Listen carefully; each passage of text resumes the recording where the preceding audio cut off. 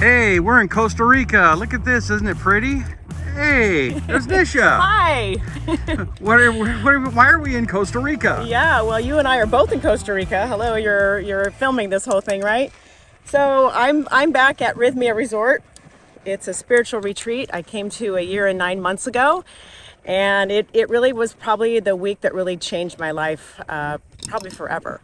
So, when I think about the things that happened to me since I was here a year and 9 months ago, it's pretty mind-boggling. I feel like my life just sort of took off. And the purpose of these kind of retreats is to not only meet the most amazing people ever, but to also help unwind you a bit. And if you think about your life on a day-to-day basis and how many things are coming into your life and emotional things that you're dealing with, and especially this last year, it's no wonder that we don't need something like this, but not very many people take advantage of it. So I talked Rusty into coming. So glad you're here, Rusty. Thank you. On this trip, because I think everybody needs it. And the most amazing people are here. I don't know, how many people do you think are here this time? They said 26, but right now there's kind of a crossover between two classes. So there's probably 50 people right now. Yeah. So it's a mixture of surgeons and authors and CEOs and nurses and just day-to-day workers and just people that are ready to go to the next level. I met a really wonderful gentleman last night who is starting a company and trying to build his company, and he feels like he's sort of hit a plateau. And he's just here for inspiration. And, we don't know why we hit plateaus and why we lose our inspiration. But I know that for me, that's what happened when I came here a year and 9 months ago, is I needed a reset. And so part of the reason that you need a reset is you are constantly inundated in your consciousness with all these different stressors, right? And you don't have a way to get away from it for long enough. Maybe we don't practice meditation, or we don't practice downtime, or we don't eat well, or we don't sleep well, or maybe we medicate with alcohol. We do all sorts of things that keep us from being able to have space enough to see what it is that we need to do. So these retreats, there's no caffeine, there's no alcohol, you're not supposed to have your cell phone, and it's just a great way to just take your brain and unwind it and be able to see what it is that you're here for, and also to get rid of things that aren't healthy for you. So a year and 9 months ago when I came here, I met this great man on the plane. Well, actually, when I landed in Costa Rica, I met this great guy. And we spent the whole week kind of going through very difficult things. So it's almost like meeting somebody in reverse. Like you meet somebody and you learn all the terrible things about them, right? Because you're working through all this stuff. And he's actually become my partner, and his name's Michael. Hello. And he's here again with me, along with Rusty. And I just think it's just so great that you can get away and meet people and open yourself up to new things. And what did you learn since you were here last? Wow, so much. You can grow together. You grow individually, but you grow together. You learn empathy. You learn to see things from other people's perspectives. Yeah. You learn yourself more. You learn how to handle your demons or your battles within, and how to slowly resolve those. You first start by identifying them, and then when you get in that moment, and then you try to talk yourself through a different behavior so that you don't react the same way.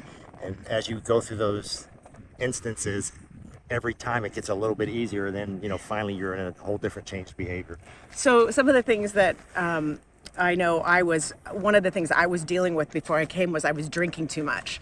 And well, some people know that about me, but not drinking to excess, but like feeling like I had to have a drink every night after work. And I know that was one thing that really helped me when I came here, was to get some distance from that and to figure out this is one of the characters that we met last night. Oh, everybody's here for their own reason, and it's really, really healing to the brain to be able to disconnect yourself from your crazy life and your friends. I think it's a good idea, your friends and family, to remove yourself and meet new people. I was going to ask you a question. I got sidetracked there from crazy guy that jumped in. What is one thing that you feel that you worked through something, but the outcome was what?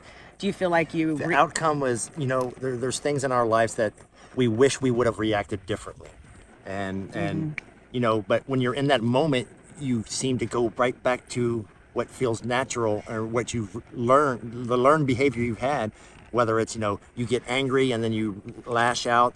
But when you talk to yourself and identify and talk to yourself, it's easier to just slowly change that behavior to, instead of getting angry and feeling like you have to attack back, you can just relax and say, why is this person hurting and that they're coming at me this way? And instead of being offended, and then try to help them versus taking offense to it. Right. That's awesome. You did kind of change in that way. I did.